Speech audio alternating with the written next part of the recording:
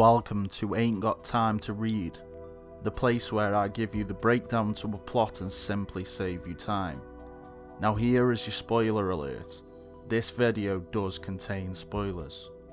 In this video, I will explain the events of Spawn Evolution, which continues on from the creation storyline. Please show your support and leave a like.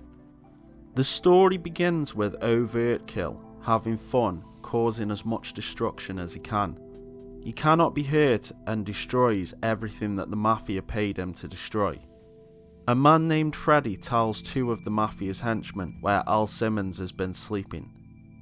They kill Freddy and are then given the order to kill vagrants and lure him out. Spawn takes out the two henchmen. Overtkill is then sent to kill Spawn. Al Simmons is unaware of why he has been targeted, but he finds Overtkill regardless. Spawn refrains from using his powers and manages to destroy Overtkill's cybernetic hand. Overtkill then beats Spawn within an inch of his life and believes that he has killed Spawn, so he leaves. Al Simmons heals up and arms himself and prepares himself for a second round with Overtkill. As a group of soldiers try to stop Spawn from stealing weapons, he has to teleport out of there, which weakens him briefly. He talks to one of the homeless friends and begins to remember the day he was murdered, but he cannot see the identity of his killer. Spawn attacks the Mafia boss known as Dracula and tells him to pass word on to Overtkill that he wants a rematch. Overtkill turns up and they begin to fight again. Spawn takes pride in blowing his cybernetics to bits and then destroys all evidence once he is finished. Billy Kincaid wakes up in a strange pod and kills a reptile in order to make some type of clothing. He comes across a small group of people. As they progress forward, each one of the group is picked off by different creatures, and each time they are taken away, the little girl explains which sphere of hell they are going to.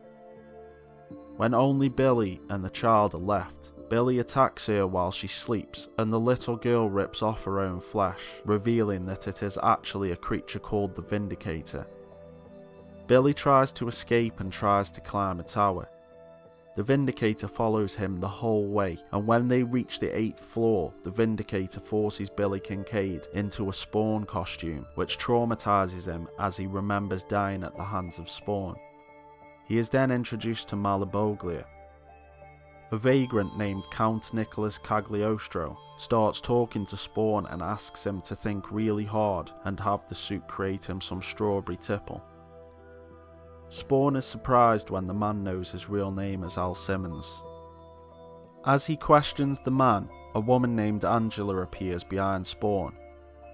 She transforms into a warrior and attacks Spawn. He pulls her into his cloak.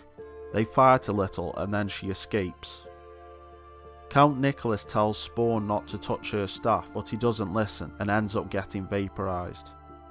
Spawn finds himself dreaming about superheroes and meets one hidden in the shadow that looks very similar to Superman.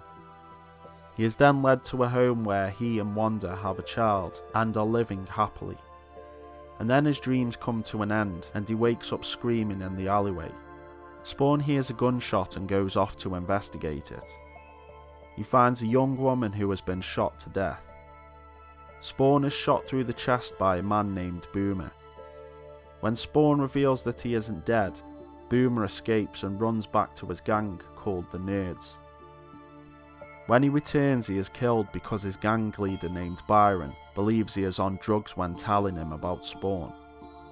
The lady that was killed was part of a gang called the Creeps, and they find her dead body.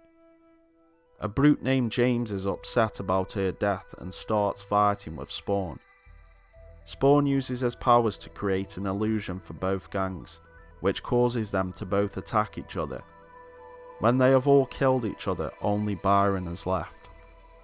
Because of his strong Kevlar, Spawn knows that it is pointless to break through it, so he teleports inside Byron and rips him apart from the inside.